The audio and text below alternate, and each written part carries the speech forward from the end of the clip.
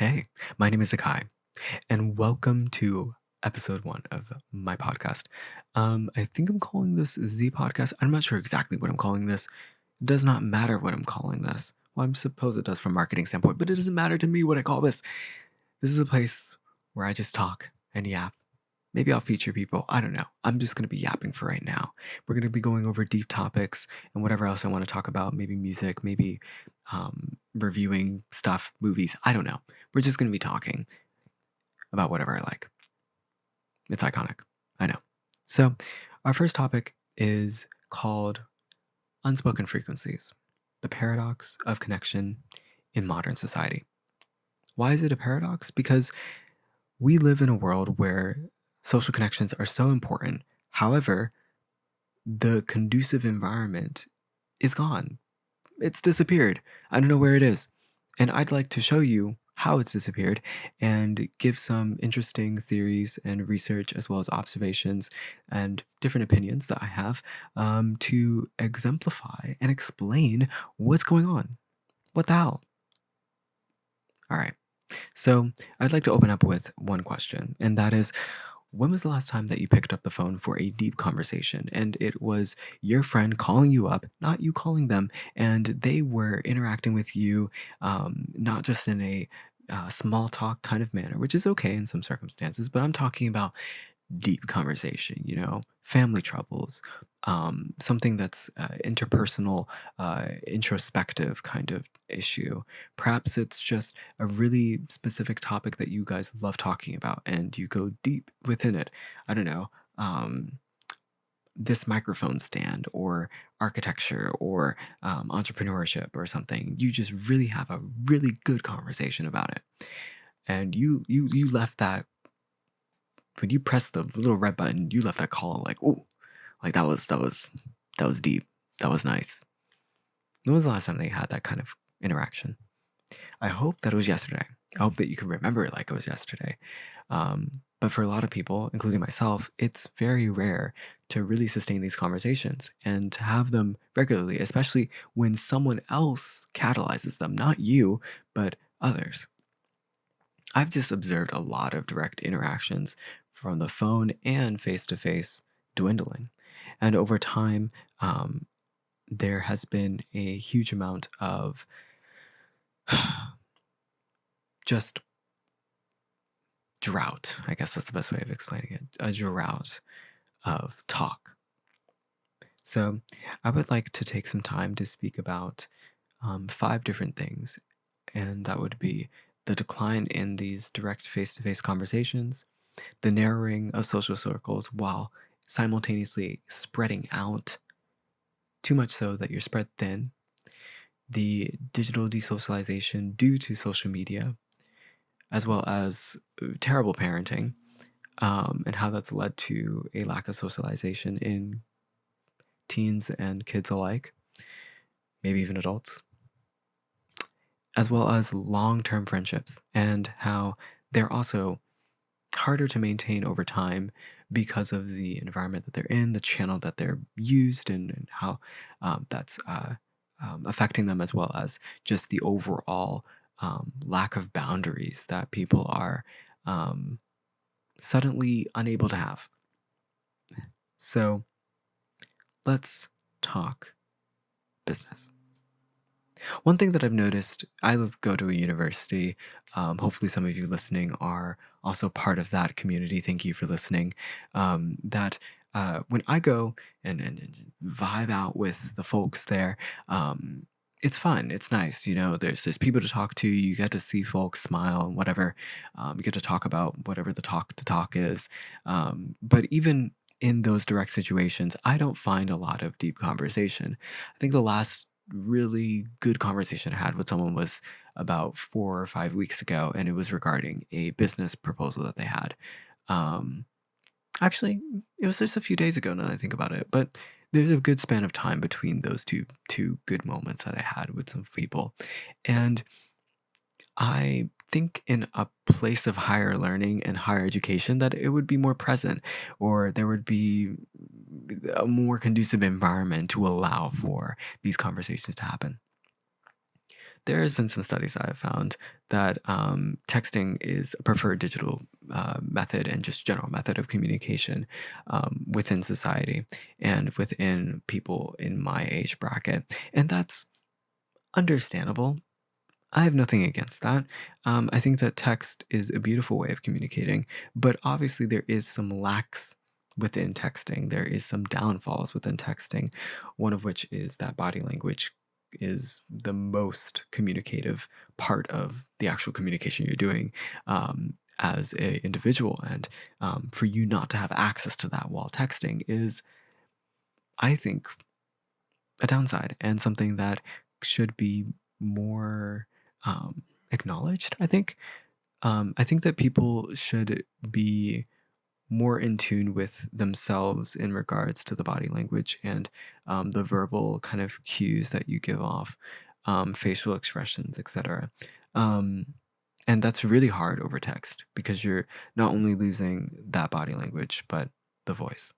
And I know that emojis have a way of communicating, and there is some sense for that, but I still think that it's lacking.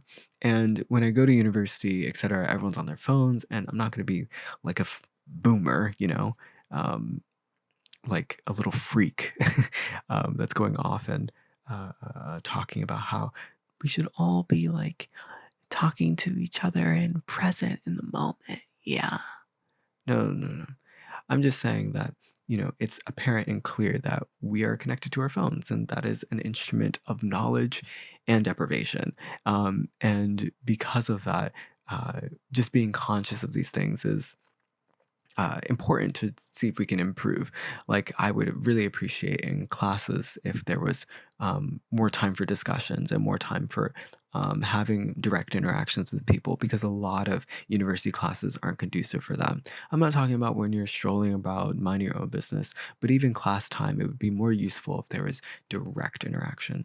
Um, and, when we are in class and doing whatever we're learning, etc., it's always on computers and things of that nature. And I get it. Some things like that are necessary, but still, I would love if there was more discussion within all manners of this higher education that we're in. And even then, I think that there is also a space for just on your own time having that direct interaction with even strangers. I know one of the recent events that I went to, one of the businesses that someone had came up with was placing some free spaces where people could decompress and socialize without technology and be more present.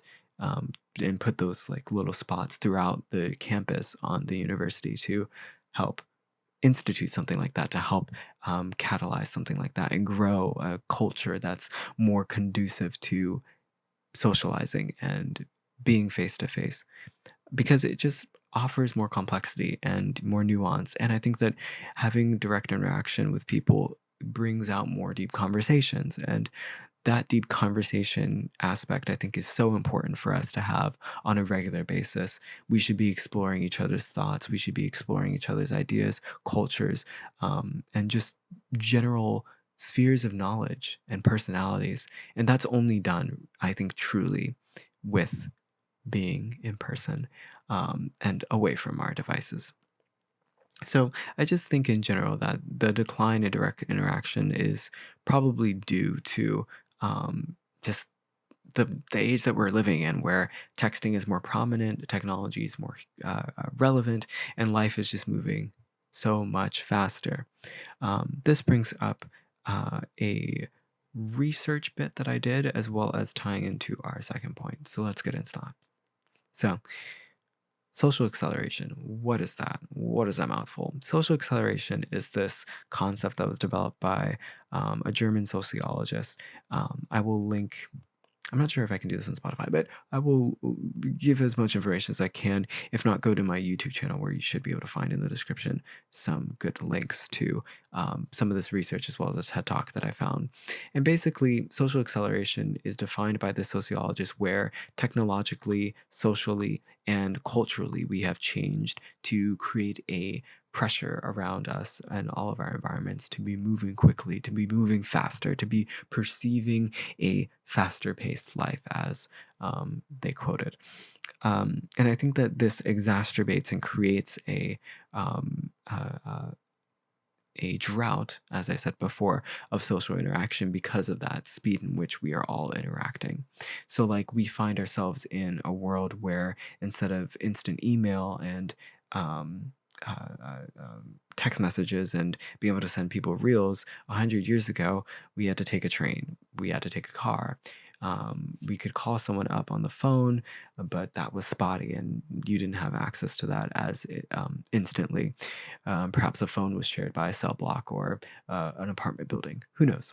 But my point is that um, back in the 1900s, the early 1900s, up until now, there's been a big shift from just time-consuming forms of communication to instant communication, instant messaging. And because of this compresses just how we perceive things occurring with and around us. The news comes to us faster. We hear from and can interact with people internationally for free. We have the ability to access and rummage through a bunch of information.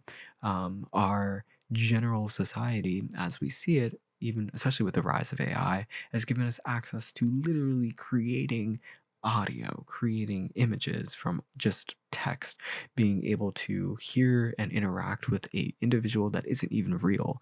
Like, there's so many aspects that we didn't have access to and information that we did not have access to until now. And that overwhelm creates a perception and a truth that life is happening quite faster.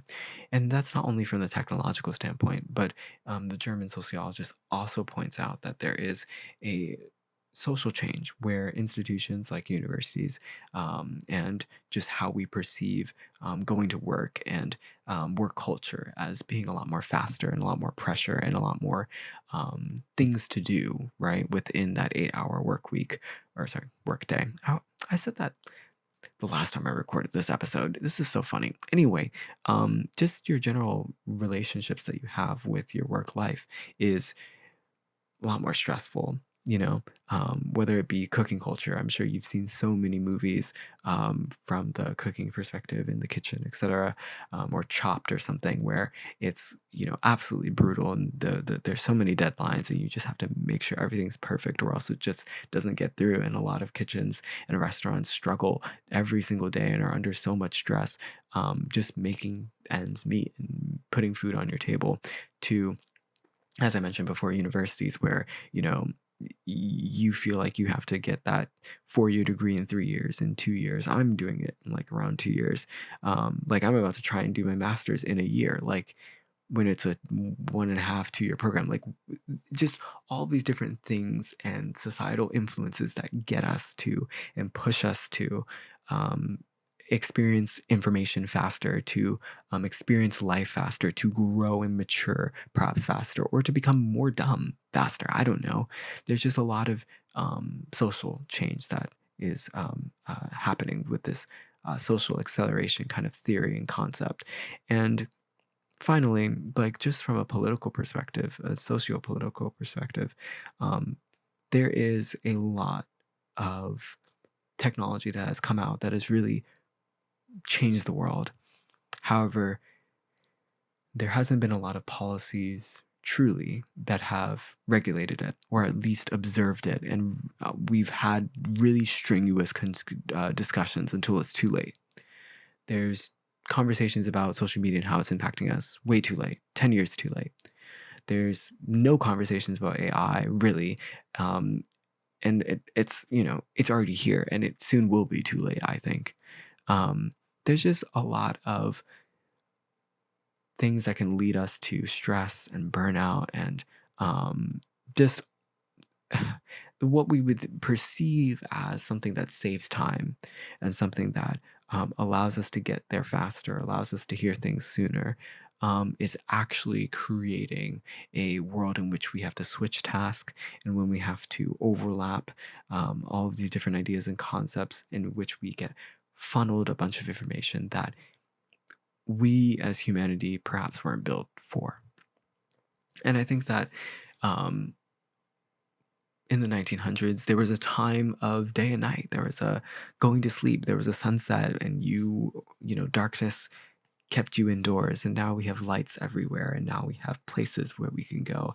And yeah, like, I'm not trying to cry wolf here, and be cliche, but I think it's really important where we acknowledge that we can operate whenever we want to operate. We can do whatever we want to do whenever we want to do it. There is nothing holding us back anymore from getting all of our work done in 8 hours overnight. There's nothing stopping us from writing a movie, or creating a book, or recording a TikTok, or whatever have you, whenever we want to do it. Electricity doesn't stop. The TV doesn't go to play the national anthem and then it just goes silent, static. Everything is going constantly, forever. There's clubs, there's things to do, always. And that's overwhelming, really overwhelming. And I don't think that people truly realize that.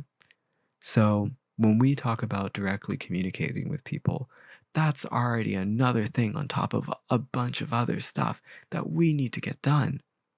That's just pushing the limits, right? Of keeping your social interactions intact. And that's what leads me to time investment.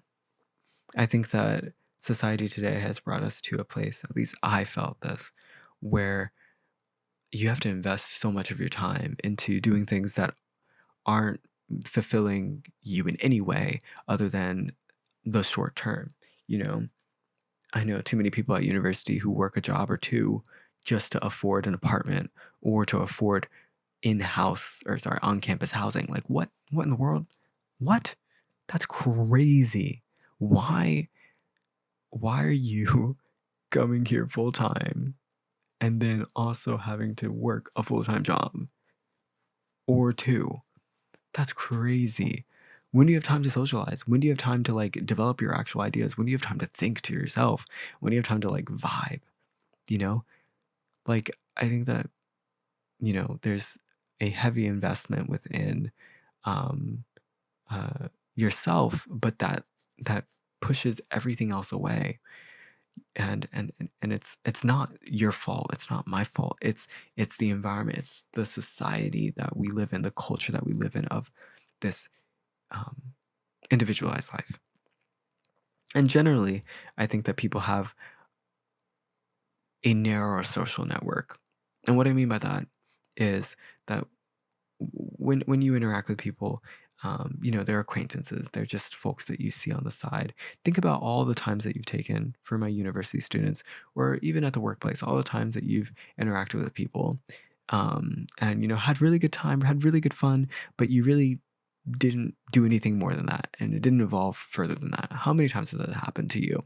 And I'm not expecting everyone to make a connection every single day, or come to a classroom and get 10 friends out of it, but I'm saying that, you have your friends, your best friends, and probably a social circle that's maybe 5 to 10 people. And that narrowed dynamic leads to a risk of lack of diversity, lack of lifestyles. And even if there is a diversity, then the friends that you do have, you're too occupied. You have work, you have school, you have other things that you have to be doing. And you have to catch up with me at 1 a.m. in the morning, or you have to hit me up for 15 minutes during your lunch break at noon. Like, you know when are we going to sit down and have coffee again? It's just terrifying that so much time is being occupied by just trying to live, really, just trying to be, and exist. And I would argue that the modernity that we see today, and just the culture that we see today, leads to smaller social circles than it did 50 years ago. And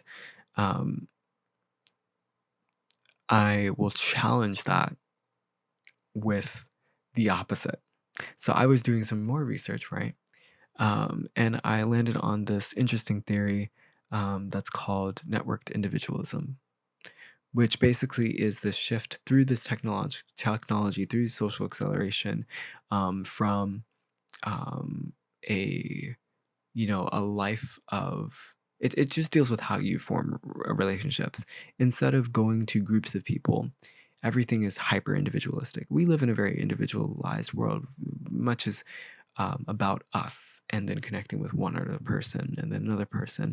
Instead of going to a community center or going to a church or going to town hall or something, or in the small towns, the local farmers market, or whatever have you.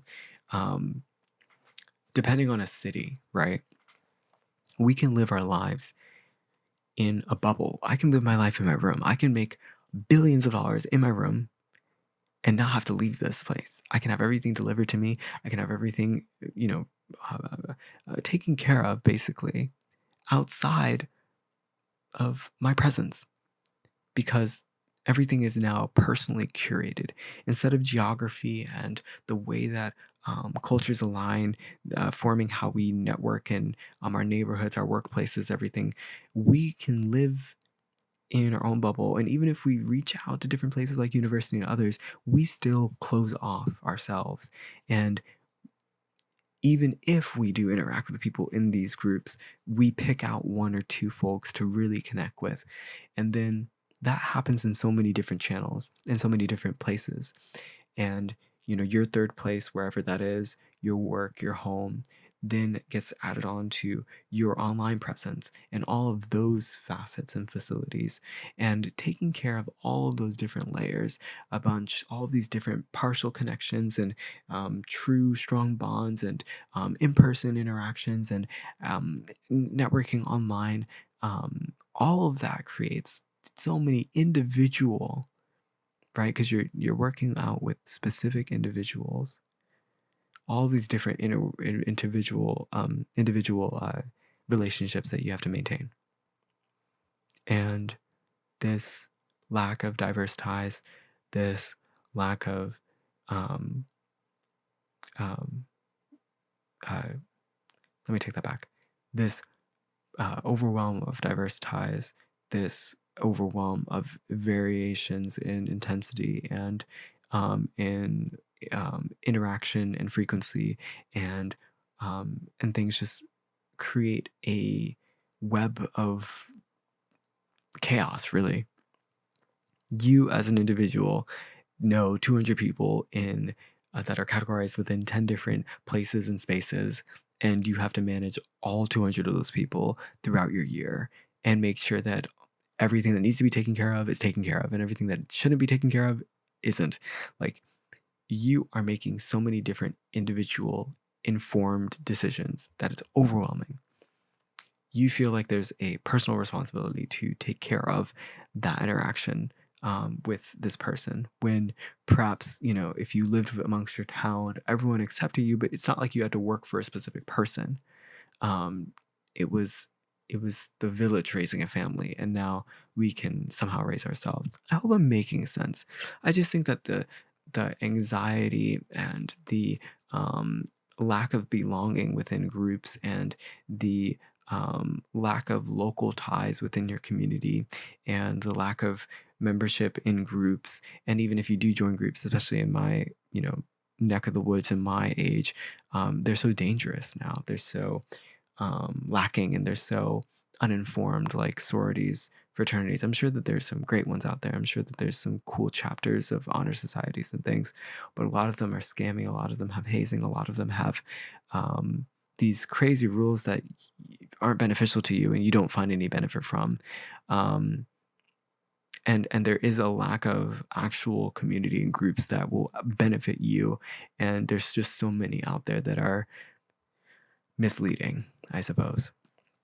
So you have to do all this filtering. You have to find out your fake friends, your fake groups, your fake individuals, all these different things. It's just so much information, so much stuff. You have to be your personal own little detective and create your own friendship relationship structure. It's just overwhelming. So that, right? That amount of that lack of narrowing of social circle where you're focusing on just a few friends, but then at the same time you have to maintain this outward societal connection of network individualism. It's overwhelming. And then you add that on to the amount of information that you consume each day, the social acceleration of how life just feels like it's running too fast and you have no time to keep up the relationships that you have up.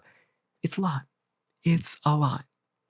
And I don't blame people for not communicating and not socializing and becoming less intelligent when it comes to social situations because of these aspects. It's not their fault. And I think that this leads to a lack of critical thinking. I think that these deep conversations, right, unlock certain things within us and certain beliefs within us that we need to talk about and we need to be unafraid of talking about. Everyone is so afraid of political correctness, or if you're not afraid, then you're edgy and you want to like push all the boundaries. And I think that there's a healthy middle ground. I think that there's a space where you should be able to have conversations with people, and your strangers shouldn't, you shouldn't dump everything on someone you just met. But I definitely don't think that um, friends should be just pushed out of the way and you should keep everything to yourself. And I think that a true friendship is when you can uh, go to that person with an issue that you have, in hopes that they help you with that burden. And um, you shouldn't be afraid to have a deep conversation with your friend, even if it touches on something sensitive. Um, and we shouldn't be afraid as a society to have this kind of conversation and promote this kind of conversation. There's a fear of judgment in people. There's a reduction of scope in meaningful conversations because of the taboo nature um, that has been, plaguing us. Excuse me, not again. And I think also that, it's really important to acknowledge that the social acceleration creating a dumbness in all of us um, also manifests as a lack of taboo topics and coverage, a lack of critical thinking, a lack of deep introspection, a lack of deep conversation. Um, all of these things just collide, right? So let me now do a little bit of a rapid fire because I think that we're at like hopefully a little bit past the 20-minute mark. Okay, we're vibing. Okay, um, so when it comes to the social age, I think that it's really interesting how there's so many new channels now of communication. I can call you up, but I can also FaceTime you. I can give you a Discord call, but I can also stream what I'm doing to you so you can see the game I'm playing, or the music I'm making, or the book I'm reading, or the website I'm streaming. We can watch a movie together. I can send you a reel. Fun fact, the etymology nerd, who is a really cool person that you should check out, I hopefully will link their YouTube channel below. They talk about this uh, thing where you sending reels to people is a cool form of communication because you're able to show that you know this person, you find this thing that you're sending them interesting, you'll find it funny, and you are thinking of them. And all these things are really hard to communicate directly, but you just did with this reel. And it's really easy now. So I think that is a really fun way of, demonstrating how technology has helped us and has given us some really cool ways of going about our friendships and relationships. However, doom scrolling, brain rotting, all of these things are plaguing our society. iPad kids are plaguing our society, where instead of learning from authentic in-person interactions, etc., people are literally being socialized by the internet. And let me put it to you this way. I think it was his name is, or his channel name is Technology Connections. Pretty sure. And he made this video about how it is like it's one thing to use the internet and be able to know what in your mind what you need to look for and then put it out there. But now, especially with the advent of AI, we are seeing now people aren't even allowing themselves to think about what they should see. we're allowing algorithms, we're allowing AI, we're allowing autofill kind of things to guide what we see and what we put into our minds. What we are able to critically come up with is lacking. There is less and less opportunity from that in the in-person and digital world, because in the in-person world, we're too busy with the virtual world. In the virtual world, it's being taken away from us. And that this is a big deal, and that we should be thinking about how we are taking care of ourselves. And I think it was a great video and a great point. And, you know, I worry for the amount of parenting that's going on, because even if it's a small percentage of people, but it's not, it's definitely a larger percentage than I would even like to admit, of folks just giving their kids technology and letting them run rampant and not really taking care of them and looking at what the child is looking at and their parental controls. And then even further, they don't have time to do so because of social acceleration. I'm telling you, there's plenty of reasons for this. I'm not giving anyone an excuse, but I'm just letting you know that there's reasons. There's some environmental stuff that's going on that's preventing us from truly helping our children. Like that's amazing and scary.